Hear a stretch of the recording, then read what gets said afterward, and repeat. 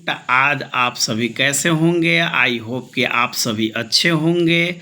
और मैंने आपके लिए जो है प्रेजेंट इंडेफिनिट टेंस और सिंपल प्रेजेंट टेंस जो टेंस से रिलेटेड मैंने पिछले वीडियो जो है बनाया है, आप उस पिछले वीडियो को देखेंगे और आपको फिर आगे के लिए मैंने बनाया प्रेजेंट इंडेफिनिट टेंस। इससे पहले मैंने पढ़ा चुका है कि जैसे एस और ईएस का प्रयोग कैसे होता है और टेंस किसे कहते हैं, प्रेजेंट इंडेफिनिट टेंस किसे कहते हैं, सारा मैंने डिफाइन करके एग्जाम्पल एक एक करके आपको समझा दिया है। आई होप कि मुझे ये लगा कि आप पहले के वीडियो को ज़रूर समझ पाए होंगे ग्रामर में। चलिए आगे के लिए मैं आपको बिना देर किए हुए बताना चाहता हूँ कि प्रेजेंट इंडेफिनिट टेंस जैसे यहाँ पर लिखा गया है present indefinite tense. Present indefinite tense denoted of present time, यानी कि यह किसी भी वर्तमान समय को बोध कराता है और इसे सेकेंड नाम सिंपल प्रेजेंट टेंस से भी जाना जाता है। विद्यार्थियों, जैसा कि आप समझ सकते हैं कि सिंपल प्रेजेंट टेंस इसका दूसरा नाम है और इसकी पहचान इसके पिछले वीडियो में मैंने बता दिया है, सारी डिफाइन किया है, जैसे ता, ते, ती इत्यादि।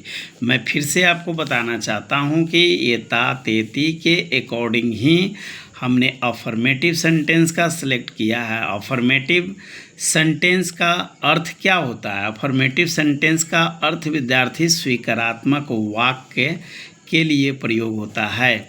फॉर अफर्मेटिव सेंटेंस स्वीकारात्मक वाक्य के लिए। चलिए इसका जो है स्ट्रक्चर की बात करें तो structure subject plus verb 5 plus object होता है और सब्जेक्ट प्लस V1 एस या ES object plus full stop होता है।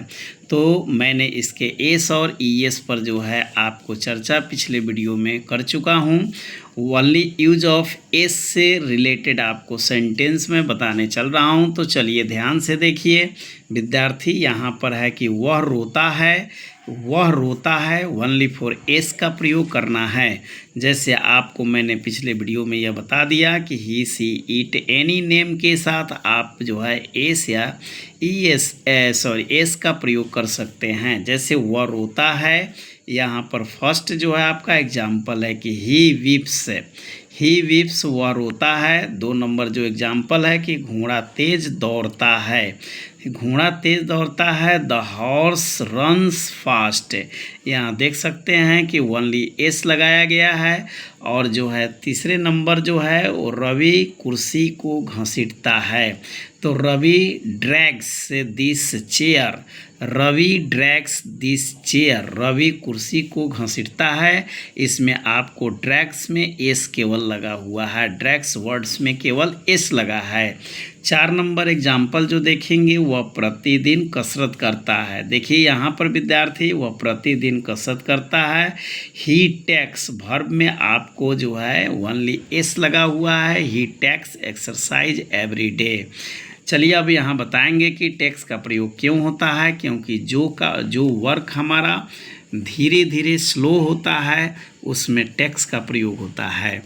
अब आगे चलते हैं। ओनली यूज ऑफ ES का प्रयोग, जैसे यहाँ पर सेंटेंस में ES का प्रयोग करना है। जैसे मैंने आपको बताया था कि टीच में प्लस ES जुड़ते हैं तो टीचेज हो जाता है।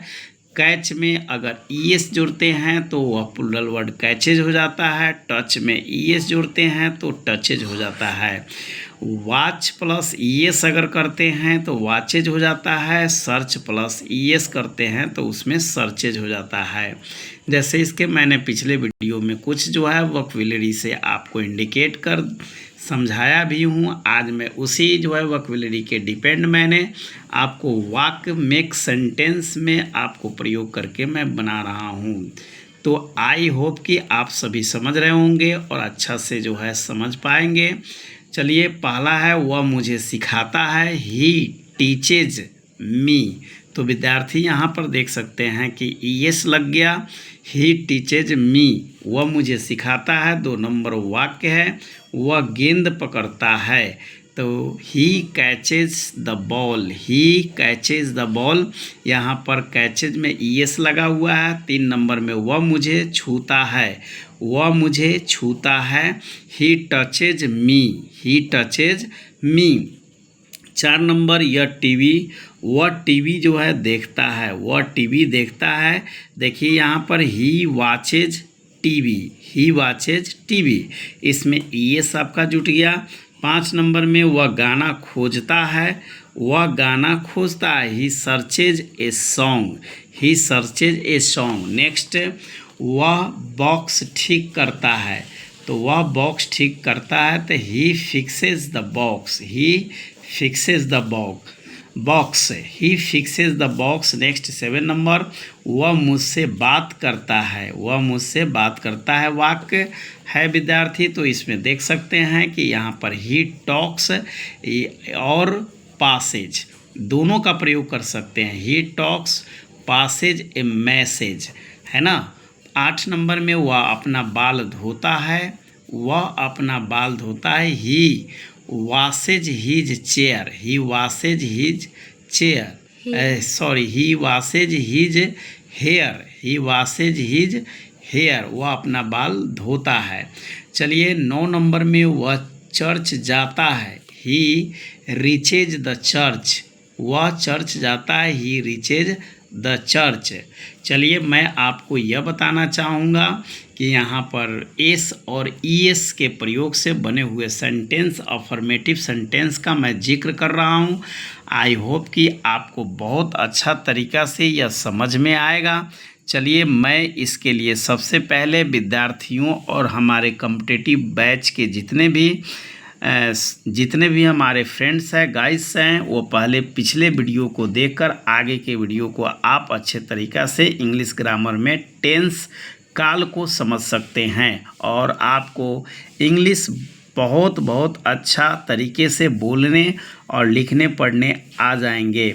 चलिए इसके लिए मैं आपको नेक्स्ट वीडियो में मिलूँगा, जो आपको मैं निगेटिव सेंटेंस के लिए जिक्र करूँगा, निगेटिव इंट्रोगेटिव सेंटेंस के लिए। तो अभी जो है फ़िलहाल आप मेरे चैनल थियोलॉजी क्लासेस 002 पर ढेर सारा प्यार दीजिए और इसके लिए आप हमें लाइक सब्सक्राइब करना ना भूलें और कमेंट करना ना भूलें।